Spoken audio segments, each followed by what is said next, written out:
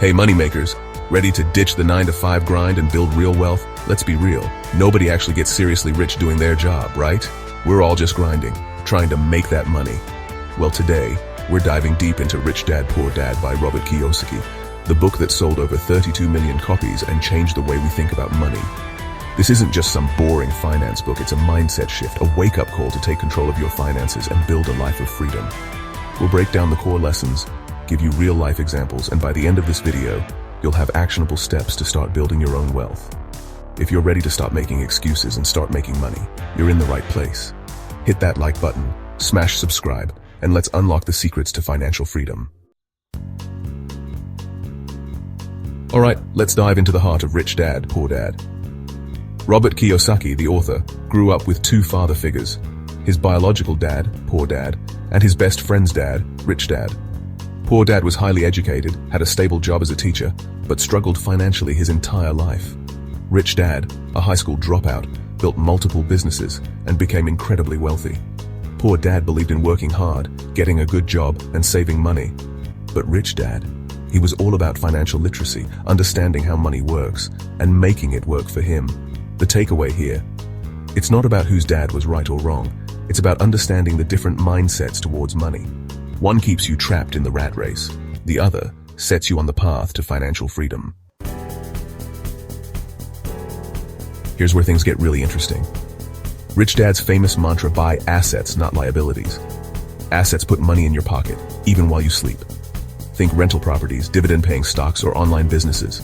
Liabilities, those are the money suckers, the things that drain your bank account every month. In the book, Robert and his wife, Kim, buy a modest rental property early on. It wasn't much to look at, but it brought in an extra $200 a month in passive income. That's an asset. So, how do you apply this in your own life? Start by looking at your spending habits. Start small, but start building that asset column today. Rich Dad had this saying, "The rich don't work for money, they make money work for them." Most people trade their time for money, working a 9-to-5 job, hoping for a raise or a promotion. But the wealthy, they build systems that generate income, even when they're not physically working. One example from the book is when Rich Dad helps Robert buy a vending machine business. It required some upfront investment, but once it was up and running, it generated consistent cash flow with minimal effort. So how do you escape the rat race and make money work for you? Invest in income-generating assets. Even if you have $100, you can start investing in a low-cost index fund or buy a fractional share of a dividend-paying stock. Remember, time is your most valuable asset. Rich Dad says, mind your own business. He means focus on your financial growth, not just your employer's. Robert uses his job at Xerox to learn sales and marketing. He builds his real estate portfolio on the side. Poor Dad stays loyal to his employer, hoping for a pension. Got a job? Great. Use it to your advantage. Take control of your financial future. One of the biggest takeaways from Rich Dad, Poor Dad is that schools won't teach you about money. You won't learn about investing, taxes, or how to manage your finances. Rich Dad constantly emphasizes the importance of financial education. He teaches Robert about things like taxes, how corporations structure themselves to minimize what they owe, and how to spot investment opportunities. These are things that most people are never taught, but they're essential to building wealth. The good news is, you don't need a fancy finance degree to become financially literate. There are tons of resources available. Books, YouTube channels, like this one, online courses, even just following finance experts on social media. The key is to be proactive and take control of your financial education. Here's a hard truth. Playing it safe might feel comfortable, but it won't make you wealthy. Rich Dad firmly believed that true wealth comes from taking calculated risks, and yes, even experiencing failure along the way.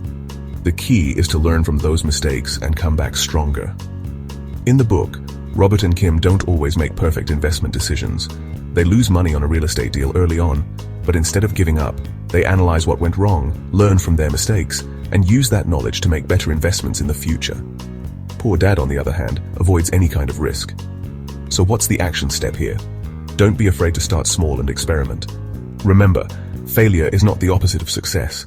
It's a stepping stone on the path to success. There you have it.